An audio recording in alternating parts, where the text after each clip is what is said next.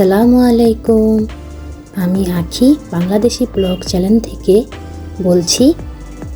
কেমন আছেন সবাই? আশা করি সবাই খুব ভালো আছেন।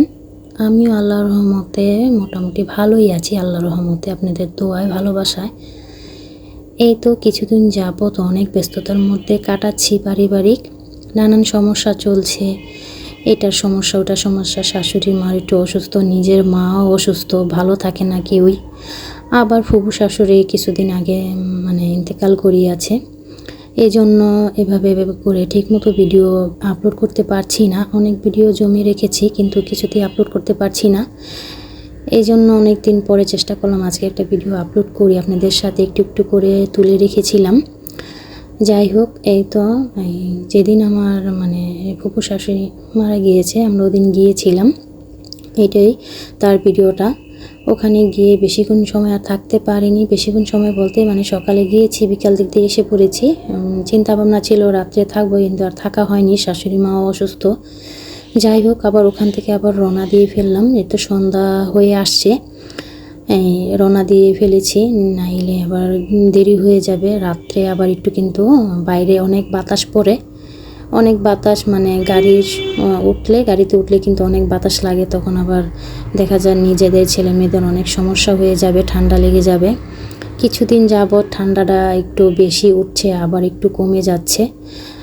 বাসায় এসে হালকা পাতলা এই খানা টানা খেয়েছিলাম, হালকা পাতলা একটু নাস্তা করেছিলাম।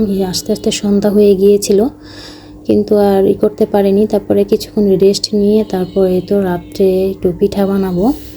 এগুলো আমি সব কিছু রেডি করে নিলাম। এখানে মুড়ি আমি ব্লেন্ডার করে নিয়েছি। তারপরে এই তো নারকেল কুচি করে নিয়েছি, সামান্য কিছু নারকেল। আমি এখানে ক্ষীর বানাবো, ক্ষীরের মধ্যে দিব সামান্য কিছু নারকেল, বেশি দিব না। বেশি দিলে আবার একটু পানি ছেড়ে দিয়ে দুধটা ফেটে যাবে, এই জন্য সামান্য পরিমাণে দেব, বেশি দেব না। এখানে আমি এই তো প্রাণের যে লিকুইড দুধটা আছে, ওই দুধটা আমি 4 প্যাকেট ইউজ করেছি। এটি আধা কেজি প্যাকেট থাকে, 4 কেজি 2 কেজি পরিমাণ দুধ। এই দুধের মধ্যে পানি দেওয়া লাগে না, এমনিতেই ঘন। আর আমি পানি ইউজ করিনি। 2 কেজি দুধের মধ্যেই আমি এখানে মুড়ি যে গুঁড়াটা করেছি, ওই গুঁড়াটা আর সামান্য কিছু 2 চামচের মতো হবে চালের গুঁড়া দিয়েছি। এতেই ঘন হয়ে গেছে। তারপর হালকা একটু মিষ্টি চিনি অ্যাড করেছি। চিনিটা বেশি দিইনি, আমরা যে যার পরিমাণ মতো দিয়েছি। শীত চলে যাচ্ছে কিন্তু শীতের পিঠাপুলি কোনো কিছুই ভালো করে খেতে পারিনি। এই তেলের পিঠা আন্তাসা পিঠা, ওগুলা বানিয়েছিলাম, আপনাদের কাছে শেয়ার করেছিলাম। তারপরে তো অনেক দিন হয়ে গেল, বা পারিবারিক ব্যস্ততার কারণে পিঠাও বানাতে পারছি না।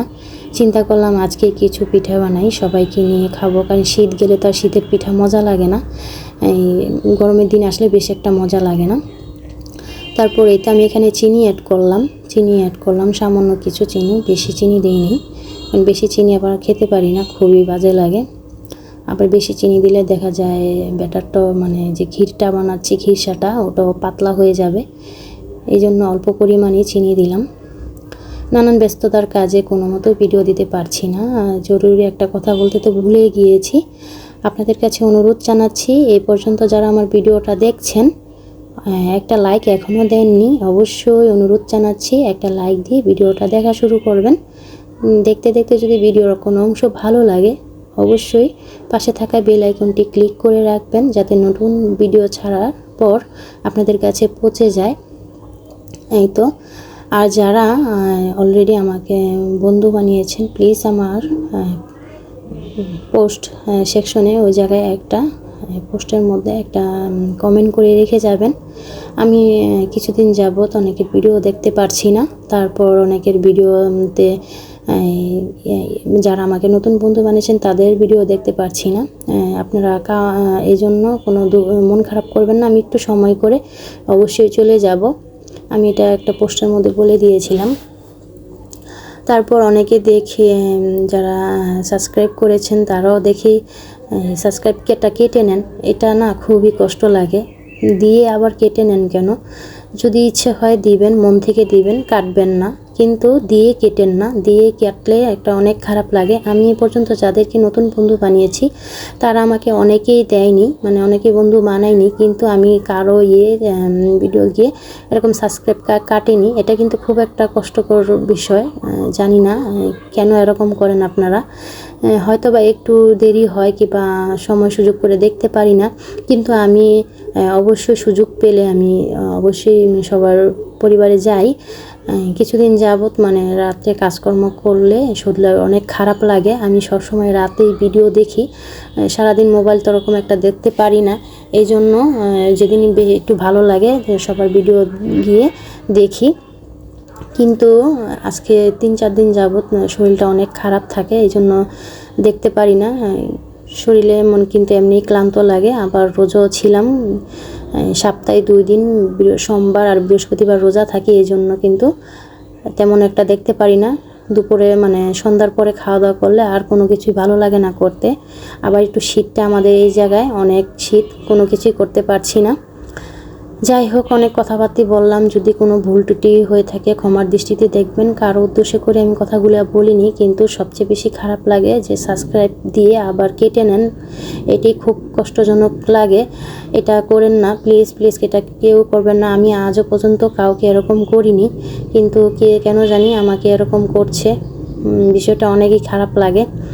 আর যারা বলেন যে 120, 23 এরকম বন্ধু বানিয়েছি, এরকমটা বলেন না, এটা স্ক্যাম মানে স্প্যাম কমেন্টের মধ্যে পড়ে। কথার মধ্যে একটু ভুল ত্রুটি হয়ে যায়, যেহেতু নতুন অনেক কিছুই জানি না। আপনাদের কাছে অবশ্যই জানবো, ভুল ত্রুটি হলে আমার কমেন্ট সেকশনে জানাবেন যে আপু এটা ভুল হয়েছে, এটা ভুল হয়েছে। আমি আপনাদের কাছেই শিখছি, সবার ভিডিও দেখে আর তাদের কাছ থেকেই শিখছি, বড় বড় আপুদের কাছ থেকেই। যাই হোক, এই তো এখন একটু ভিডিও রিলেটেড কথা বলি। এই তো দেখলেন আমি এখানে পাটিসাপলার পিঠার গোলাটা বানিয়েলাম আজকে, এইবার প্রথম, মানে অনেক বছর পর, 4-5 বছর পর পিঠা বানিয়েছি। ভিন্ন হওয়ার পরে, মানে যখন আমরা আলাদা হয়ে যাই তখন আর এরকম পিঠা আমিই বানাতাম। তবে মাঝখানটা 3-4 বছর বানাতে পারিনি। তখন সব সময় আমার মাই বাসা থেকে পিঠা বানিয়ে পাঠাতো, সব রকমের পিঠা। এত পিঠা বানিয়ে পাঠাতো, আমার আর মনে করেন বানাতেই হতো না। আমি আমার শাশুড়িদের, ননদদের সবাইকে দিয়ে তারপরে আমার অনেকখানি পিঠা থাকতো, এটাই আমি অনেক খেতাম। মানে কি বলবো, এখন মা কিছুদিন যাবত এত অসুস্থ হয়ে গেছে, মানে হাঁটা চলাফেরা একেবারেই বন্ধ হয়ে গেছে। কি যে একটা কষ্টকর মধ্যে আছি আমি, এটা বলে বোঝাতে পারবো না। বাবা মা কষ্টের মধ্যে থাকলে কি যে একটা কষ্ট মেয়েদের, এটা তারাই জানে। ছেলেদের তো কোনো কষ্টই লাগে না, কিন্তু মেয়েদের তো চিন্তার শেষ নেই। একদিকে শাশুড়ি মা, একদিকে নিজের মা অসুস্থ, দুইজন মানুষ যদি অসুস্থ থাকে তাদের কষ্টের তো শেষ থাকে না। এই জন্য অনেক কষ্টের মধ্যে আছি। দোয়া করবেন সবাই আমার শাশুড়ি আর আমার মার জন্য। আজকে ছোট্ট একটা ভিডিও শেয়ার করলাম, নতুন ভিডিও আগমন জানিয়ে আজকে বিদায় নিচ্ছি। আল্লাহ হাফেজ, আসসালামু আলাইকুম।